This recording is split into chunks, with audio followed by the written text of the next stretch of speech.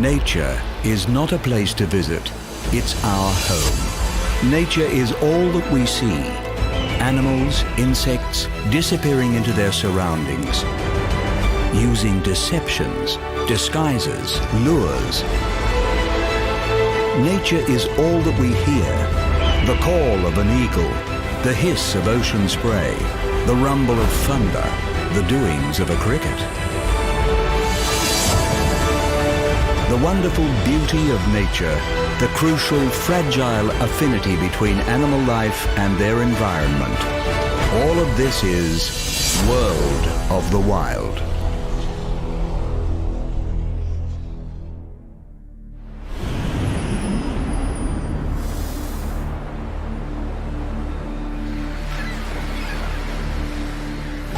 The Great Barrier Reef. The largest coral reef system in the world, it stretches for over 2,300 kilometres along the east coast of Australia. Comprised of billions of tiny life forms known as coral polyps, the reef is the largest structure on Earth made from living organisms, so large that it is visible from outer space. With the continent of Australia uplifting into its solitary position tens of millions of years ago, the land mass was raised above normal sea levels, creating a base platform for the reef at the perfect depth for corals to flourish. In this episode, we delve into the waters of the Coral Sea to explore its colourful environment and examine the diverse animal life that it's home to. We will search for the concealed octopus, follow green sea turtles on their journeys, comb the seagrass with dugongs, learn the secrets of jellyfish, and hunt with white-tip reef sharks.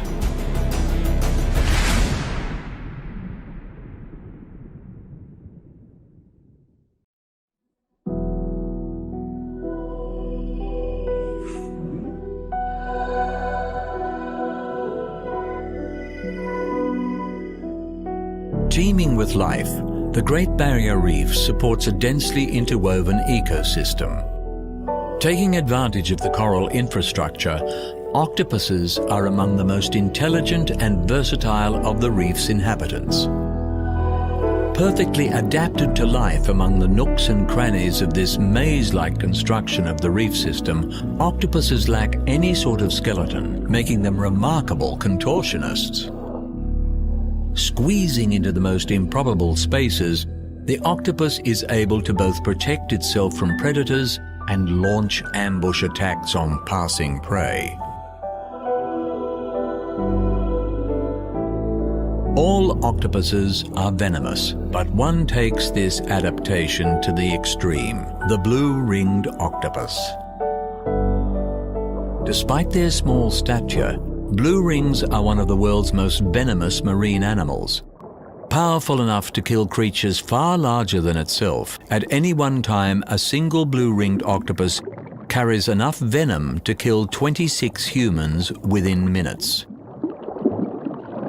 Navigating the reef system by expelling water in a form of jet propulsion, the blue ring spends the majority of its time hiding in the coral crevices.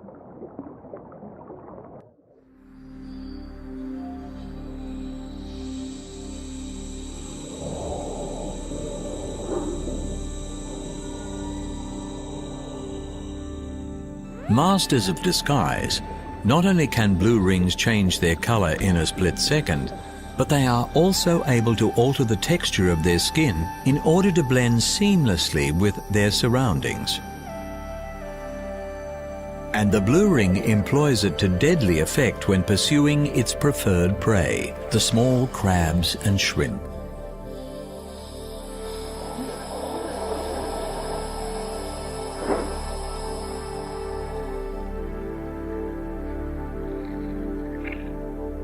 Hunting by vision. When stalking prey in the open, the blue ring blends so effectively with its environment that it can steadily approach its quarry and attack before the victim knows what hit it.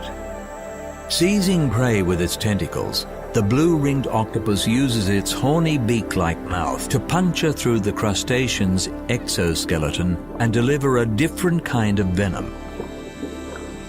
Reserving their most potent venom for self-defense, blue rings administer a less potent toxin in hunting. The effect is the same, paralyzing the victim in seconds and allowing the octopus to safely consume its quarry.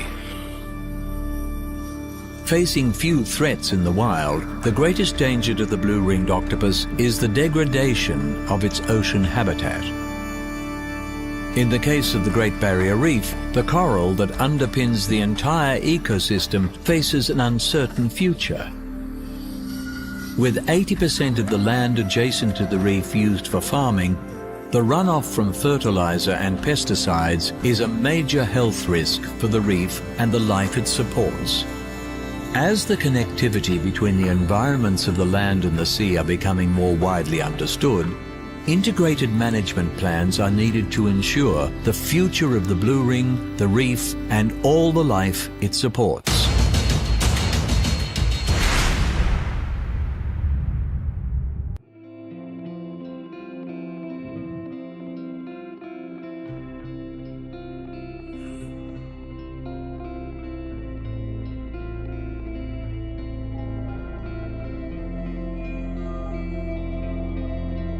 Of the 7 species of marine turtle, 6 can be found in the Great Barrier Reef.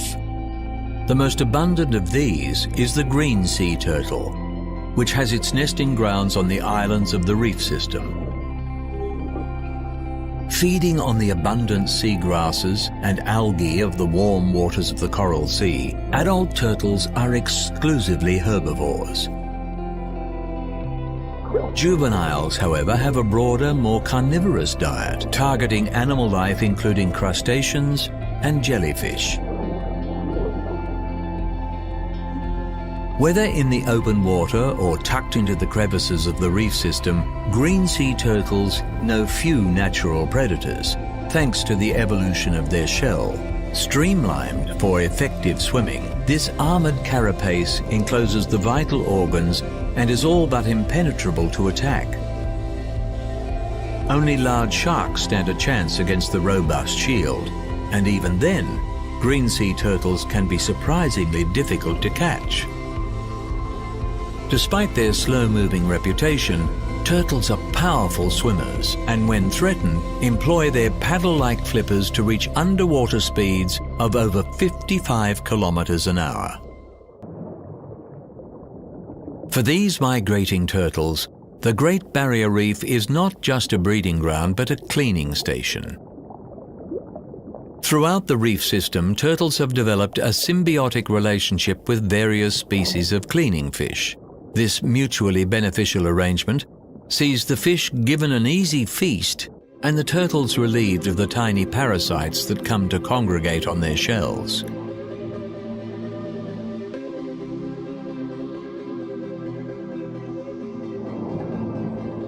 Taking decades to reach sexual maturity, females do not breed until they are around 45 years old. And while males annually visit the sheltered breeding sites of the Great Barrier Reef, females only breed every 2 to 4 years. When she is in a breeding year, the female controls the process, mating with multiple males to fertilize her clutch of over 100 eggs.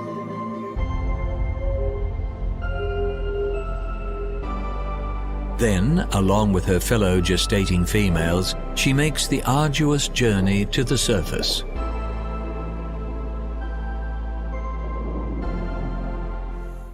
With almost 1,000 islands dotted throughout the Great Barrier Reef, green sea turtles have a range of nesting areas.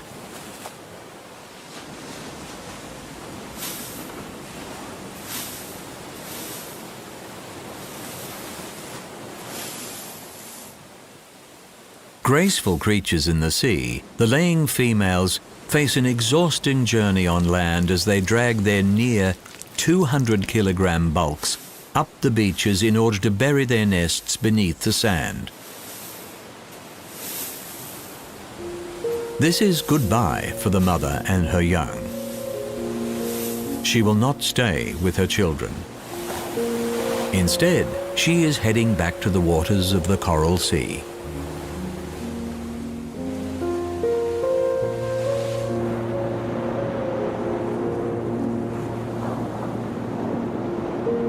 Around 10 weeks later, the eggs hatch.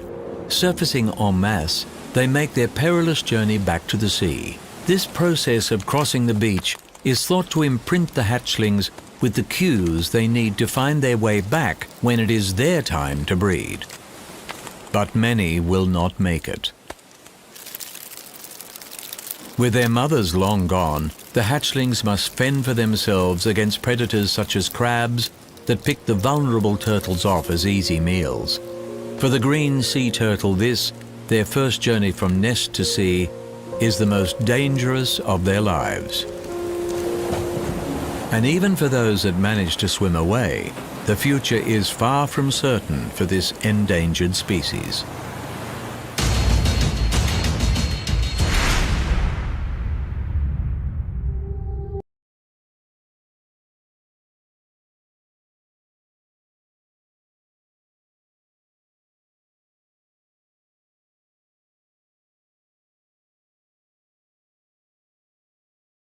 Not all about coral, with shallower sections of this marine environment encompassing large sandy tracts dominated by seagrasses and other plant species. Specialized for life in this niche environment of underwater meadows is the sea cow, otherwise known as the dugong. Capable of diving to almost 40 meters, these oxygen-breathing mammals prefer the shallower waters between the reef and coastline. Here, in depths averaging 10 meters, the seagrass beds they depend on are most abundant. Highly specialized marine herbivores, dugongs have adapted perfectly to their grazing lifestyle. Their elongated snouts face downwards, ending in enlarged, muscular upper lips. Pressing these lips to the seafloor, they sift through and pull out entire plants, including the roots, shaking them free of sand before ingesting large mouthfuls. While they may look like giant vacuum cleaners running indiscriminately along the seafloor, in the Great Barrier Reef, the dugongs avoid bulk eating by targeting high nitrogen, low fiber varieties of seagrass. Coastal development, boat traffic and pollution all degrade seagrass communities, and it is these anthropogenic factors that are endangering the future of the dugong.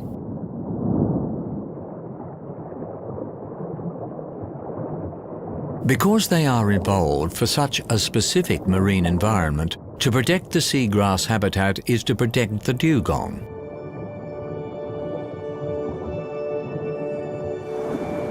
Social animals, dugongs are rarely seen in large numbers because of the lack of seagrass beds to support them. However, in times of plenty, herds in their hundreds have been witnessed coming together.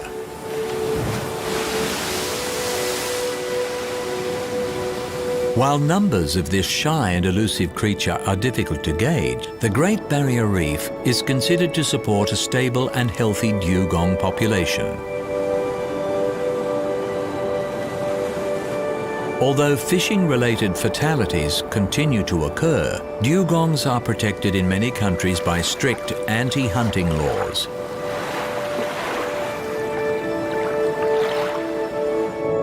Slow-moving creatures, the average speed of a dugong is just 10 kilometers per hour, even less when feeding. This gentle pace allows for fish such as remoras to travel with the dugongs, cleaning them of the parasites that settle on their skin.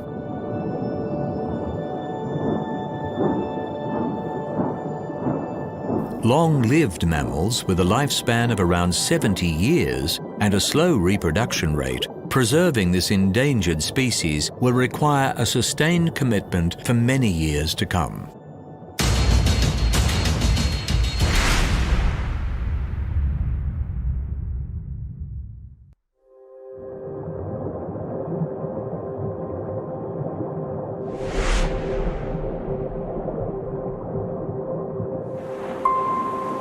The corals of the Great Barrier Reef are living things, made up of colonies of thousands of organisms growing over the calcified remains of their ancestors. Linked by their simple anatomical design and carnivorous feeding habits, corals are part of a group of animals called cnidarians.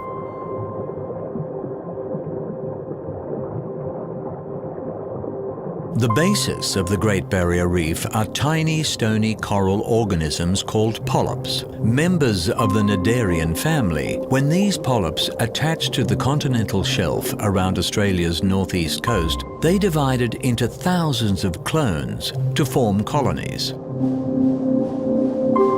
As polyps are soft-bodied, they secrete a protective limestone skeleton around themselves, and in this way, the reef was formed over millions of years by billions of polyps. Gradually growing by around 1 centimetre each year, the coral reached up toward the light like trees in a rainforest, and once at the surface, spread outward to create the stunning formations we know today.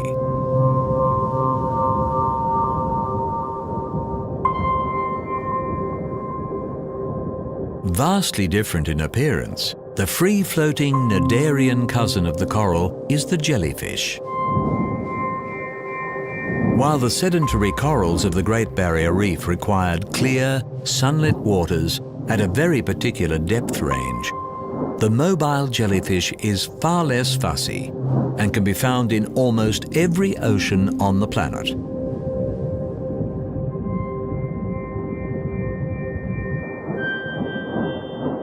A non-polyp form of cnidaria, the name jellyfish is somewhat of a misnomer, as invertebrates they lack a spine and therefore are not true fish.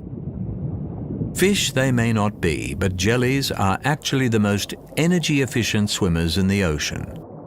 While they lack speed and have only limited control over their movement, the jellyfish's pulsating motion creates a tiny vortex effect in the water, demonstrated to provide effective transport with a minimum energy output. As carnivores, jellies feed on the plankton, crustaceans, even other jellies that are abundant throughout the reef.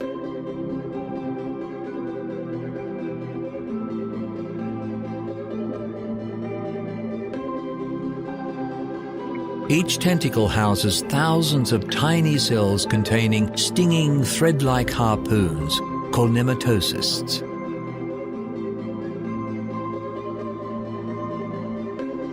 When a tentacle happens to brush against prey, the nematocysts uncoil, piercing the victim's flesh and injecting their paralyzing venom.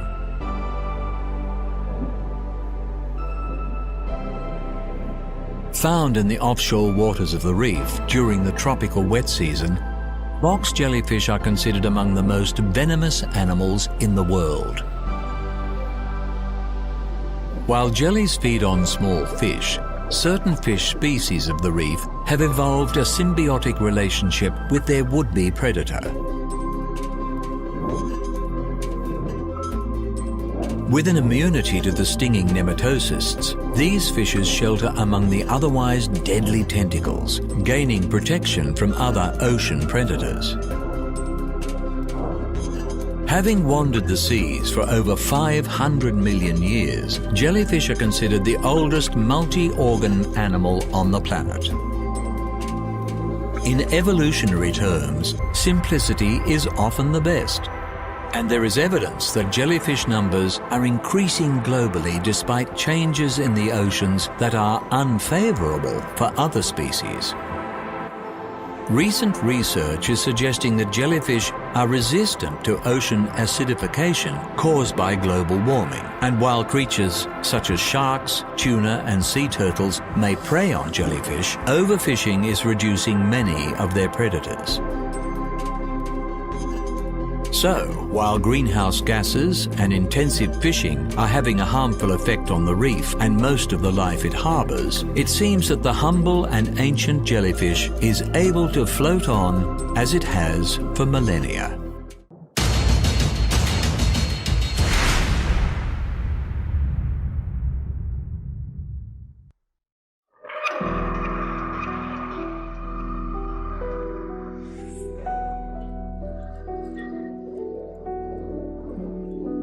With an abundance of life comes an abundance of predators, and the Great Barrier Reef is no different.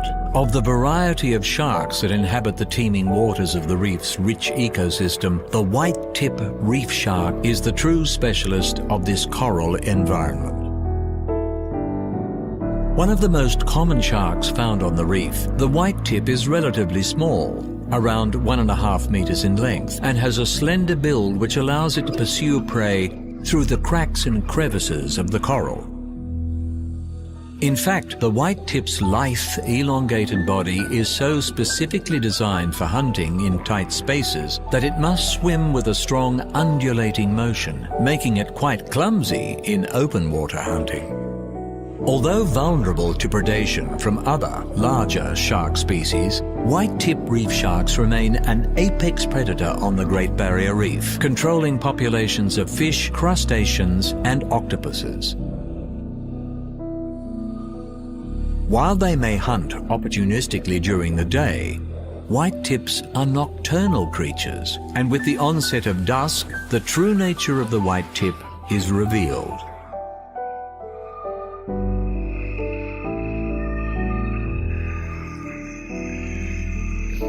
Methodically patrolling the coral reef in loosely organized groups, white-tip reef sharks hunt by smell and by employing their sixth sense, detecting the faint electrical fields generated by their prey. The white-tip's remarkable sense of electroreception allows them to locate creatures hiding or sleeping within the coral, forcing their way into the holes of the reef face, often with enough vigor to break the coral and damage their own skin. White-tips feed on the plentiful aquatic life sheltering within the reef, like goatfish and parrotfish.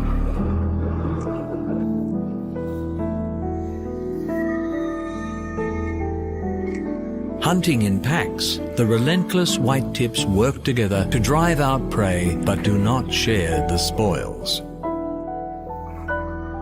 Unlike grey reef sharks or their black-tip counterparts, the competitive feeding of white-tips is more well-mannered and does not stir them into feeding frenzies.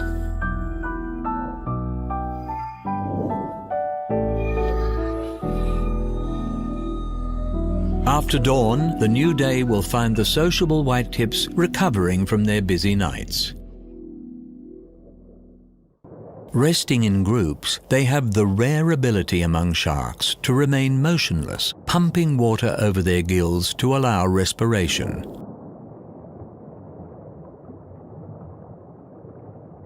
So well adapted to their reef hunting lifestyle, white-tips do not require an extensive range. Tending to occupy small patches of reef, around a square kilometre in size, they rarely venture far from their modest home range.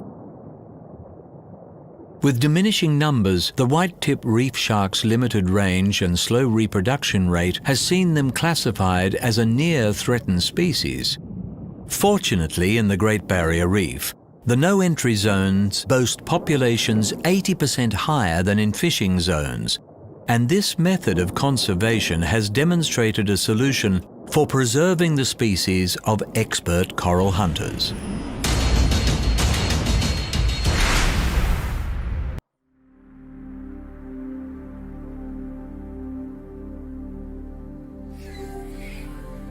Recognized as one of the 7 wonders of the natural world, the Great Barrier Reef is a beautiful marine environment brimming with life.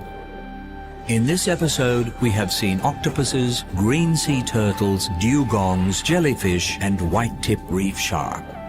Such an extensive reef system is subject to a range of challenges.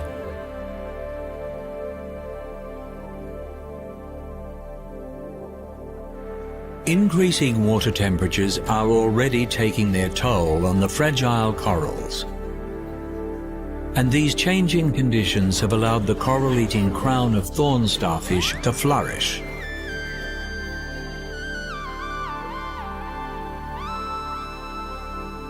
Considered rainforests of the sea, the shallow coral reef system is one of the most diverse ecosystems on the planet.